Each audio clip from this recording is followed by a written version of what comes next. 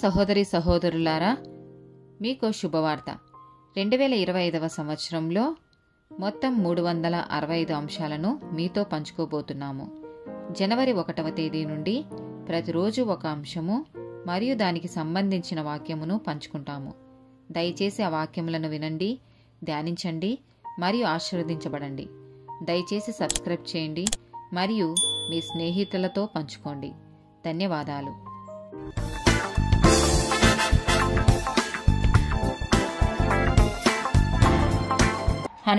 First day topic యేసుక్రీస్తు రెండవ రాకడ.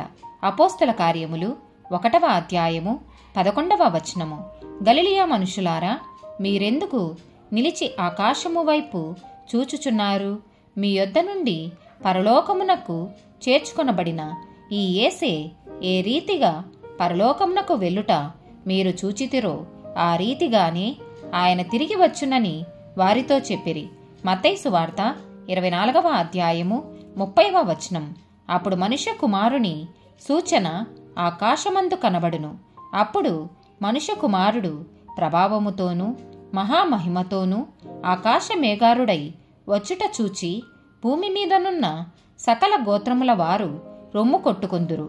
ప్రకటన గ్రంథము 1వ అధ్యాయము 7వ వచనము. ఇదిగో, ఆయన మేఘారుడై వచ్చుచున్నాడు. ప్రతి నేత్రము ఆయనను చూచును. ఆయనను పొడిచిన వారును చూచెదరు. భూజనులందరూ ఆయనను చూచి రొమ్ము కొట్టుకుందురు. అవును, ఆమేన్. మొదటి తెస్సలోనికయులకు రాసిన పత్రిక 4వ అధ్యాయము 16, 17 వచనాలు.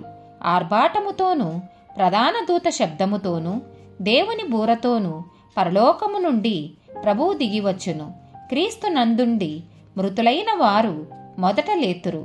ఆ మీదట సజీవులమై నిలిచియుండు మనము వారితో కూడా ఏకముగా ప్రభువును ఎదుర్కొనుటకు ఆకాశ మండలమునకు మేఘముల మీద కొనిపోబడుదము.